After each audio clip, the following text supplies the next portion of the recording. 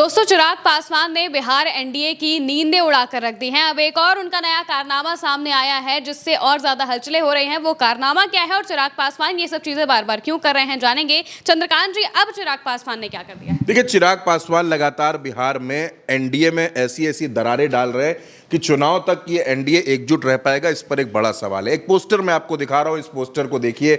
इसमें लिखा हुआ है, तन बदन का नूर है चिराग, बिहार का कोहिनूर है।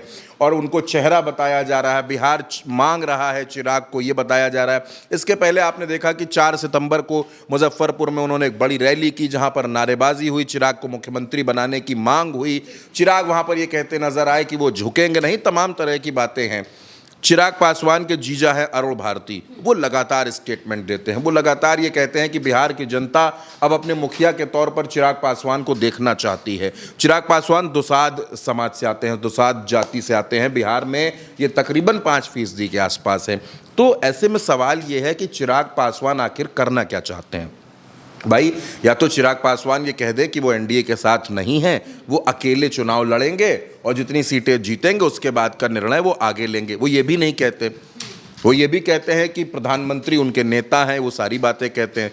दूसरी तरफ महिमा, ये कोई पहला पोस्टर नहीं है। इसके पहले भी बहुत से पोस्टर बिहार में लगते रहे हैं जिसमें चिराग पासवान की ताजपोशी की बातें, उसके नारे वहाँ लिखे जाते रहे हैं। और अब चिराग पासवान, जब 4 तारीख को इतना बड़ा नारा लग गया, इतनी बड़ी रैली उन्होंने कर दी, तो उसके बाद हर किसी के जहन में ये सवाल था कि चिराग पासवान करना क्या चाहते हैं।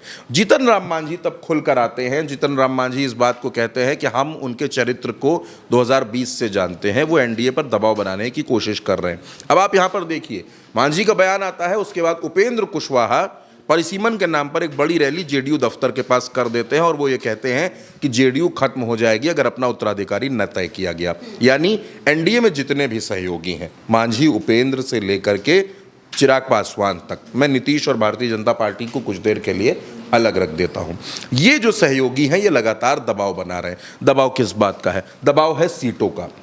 मांझी को 40 सीटें चाहिए, उपेंद्र कुशवाहा को 25 सीटें चाहिए, चिराग पासवान को 70 सीटें चाहिए, जो दे पाना भारतीय जनता पार्टी और नीतीश कुमार के लिए नामुमकिन है, इम्पॉसिबल है। वो दे ही नहीं सकते इतनी सीटें।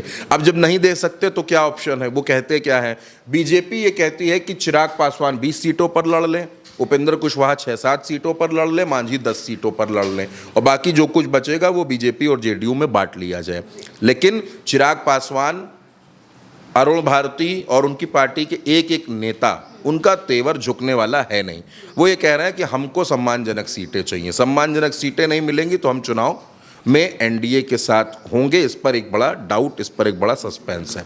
लेकिन अब ये जो एक नया पोस्टर लग गया है पटना की सड़कों पर, उस पोस्टर ने एक बार फिर महिमा ये दिखा दिया है, ये बता दिया है कि बिहार में एनडीए में ऑल इज नॉट वेल, सब कुछ ठीक नहीं चल रहा है। चिराग पासवान नाराज हैं। देखिए, ये नाराजगी अभी तक थमी थी उपराष्ट्रपति के चुनाव तक, और मैं आपसे ये कह रहा हूँ कि जो अगला एक हफ्ता है, अगला एक हफ्ता बिहार में बहुत अहम रहने वाला है, क्योंकि बिहार में महागठबंधन भी अपनी सीट शेयरिंग फाइनल करेगा और एनडीए में भी सीट शेयरिंग फाइनल होनी है। महागठबंधन में कोई डाउट नहीं है, वहां पर सब, कोई 5 सीटें ज़्यादा पर भी मान जाएगा, कोई 5 सीट कम पर भी मान जाएगा। वहाँ इस तरीके का सामंजस्य नज़र आ रहा है, क्योंकि आप ईमानदारी से खबरों का जब विश्लेषण करेंगे तो कोई खबर बिहार से ऐसी नहीं आ रही है जिसमें महागठबंधन में सीटों का झगड़ा दिख रहा हो। सीटों का झगड़ा कहाँ दिख रहा है? एनडीए में दिख रहा है। एक तरफ तो सीटों का झगड़ा महिमा दिख रहा है, दूसरी तरफ पोस्टर नज़र आ रहे हैं। ऐसे ऐसे पोस्टर लग रहे हैं, कभी नीतीश के पोस्टर लग जाते हैं तो कभी चिराग के पोस्टर लग जाते हैं,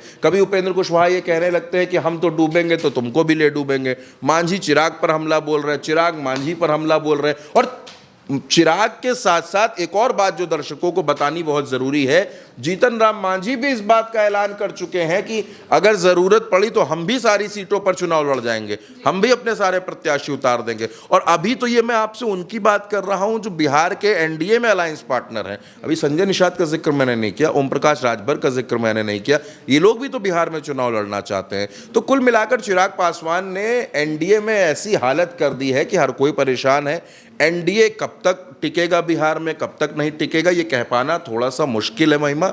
लेकिन हाँ, ये बात ज़रूर है कि एनडीए में सिर फुटौल सीटों को लेकर ज़्यादा है और एनडीए की सिर फुटौल अब सबके सामने आ चुकी है, सड़क पर आ चुकी है, सबकी नज़रों के सामने आ चुकी है। और अगर एनडीए टूटेगा तो उसमें सबसे बड़े जिम्मेदार चिराग होंगे। बिल्कुल, यानी कि चिराग पासवान लगातार एनडीए में दबाव बनाने की कोशिश कर रहे हैं और दूसरी तरफ उनके जो बयानबाजी हैं, उनके जो पोस्टर्स दिखाई दे रहे हैं, वो सीधे तौर पर ये कह रहे हैं कि एनडीए में टूट होने के पूरे आसार हैं। अब देखना होगा कि चुनाव से पहले और क्या कुछ होता है। फिलहाल के लिए मेरे साथ इस चर्चा में इतना ही। आप देखते रहिए उल्टा चश्मा यूसी।